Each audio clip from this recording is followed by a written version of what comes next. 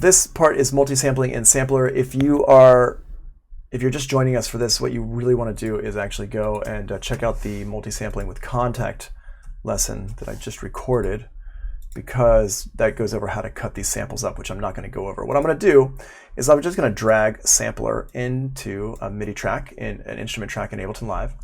And in here, you can see it says drop the sample here. So I'm just going to drag my sample down like this, and it has my sample in here. What I want to do is I want to edit my key zones. So I'm going to go up here, I'm going to click on the zone button, and now it shows me my key zones. So what we want to do is we want to edit the root note, and the root note is down here. And this is not nearly as easy to use as contact. I mean, it's okay, but it's not as easy to use as contact. What I'm going to do is I'm going to go down here. I'm going to drag, let me zoom in on this. I'm going to drag this down to C1, because that's what I'd named it before. There we go, boom. And so now it's on C1, the root note, and I'm going to grab it so the end is C1 and the beginning is also C1. I guess if I wanted to, I can just make it so it's already two things like that. Cool, and I'm just going to take these other ones and drag them in as well. And each one I'm going to set like this. My root note, the root note, we'll set that to D1. Oh, if I know the number, C1 is probably 35. Let's see here, 44. That's G1, so 39, 37.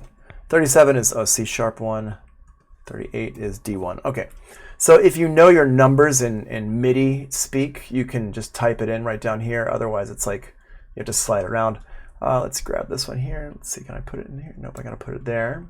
And again, I don't really use sampler that much, but go here, 30, let's do 40, E1, cool. And I'm gonna drag these down like this, and 42 is 41 is F1. I'm gonna put that there, boop. And that one there. Cool. And you just drag these in one by one like this, and you set them up. 43. And I'm just going to do one octave here. I'm not going to do all the octaves. All two of the octaves. I'm not going to do both octaves.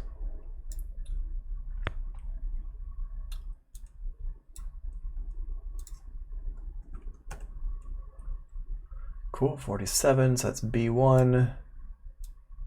And then we'll end on C2 here.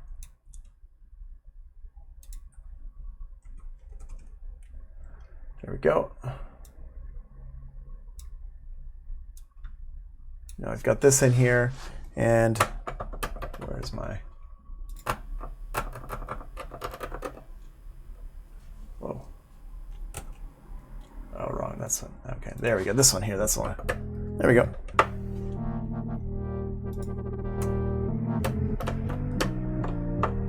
Cool.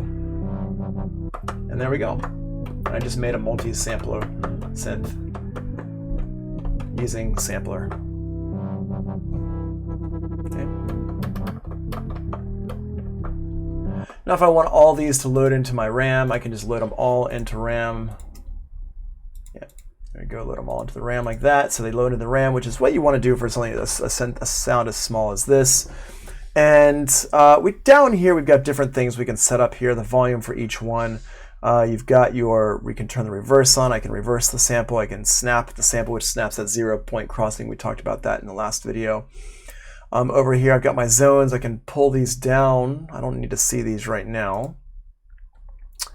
Over here, I've got how the sustain mode works. I can set up a loop here if I want to have the sample loop. Let's see here, and these are your different loop modes, like this right here. For this sound, I'm not going to loop it. And then I've got envelopes and LFOs and stuff for your pitch or your oscillator. I can turn on my oscillator, and here's an envelope for that. And I got over here my pitch envelope as well. And then over here, modulation sources, I've got an auxiliary envelope, so I can assign that to different stuff, and you can see what you can assign it to down here. And you've got LFO as a crossover here, which is what we've talked about that in a different class.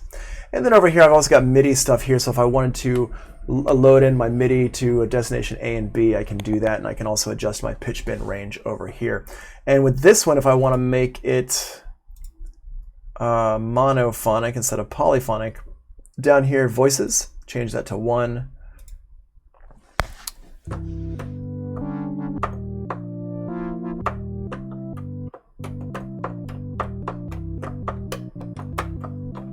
Right, so I can set that up. And the volume here, volume to velocity, this sets it up so if I want it to be louder or softer when I hit the keys, I can set that up. So let's go ahead and put that. Oops, too loud. There we go. So like 50% is probably good. So now I can hit it harder.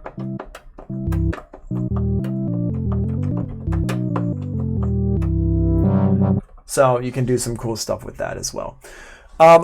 You'll notice that this is not nearly as complex as Kontakt. It's a little bit easier to use, but it's also limiting. So if I'm doing basic stuff, but I want to do some cool things with it, I will use Kontakt for that because I just like it. I like dragging things into Kontakt a bit more. But if you don't have Kontakt, if you do have Sampler, like I know James, I know you don't have Kontakt, but you do have Sampler. So you could use Sampler here and get some good use out of this. So that's the real difference between, I mean, Sampler is a more advanced, simpler, and you can do some cool stuff with it. You can do multi-samples with it. It comes with Live Suite. But if you have the complete package, then I would not use Sampler. Even if you have Live Suite, I would use Kontakt and just learn how to use the basics of Kontakt, because basic stuff, you can do a few more basic things with it. Like the looping is better with it. You can do some chopping up to various parts on there. Which is pretty cool, and we'll explore that stuff more tomorrow.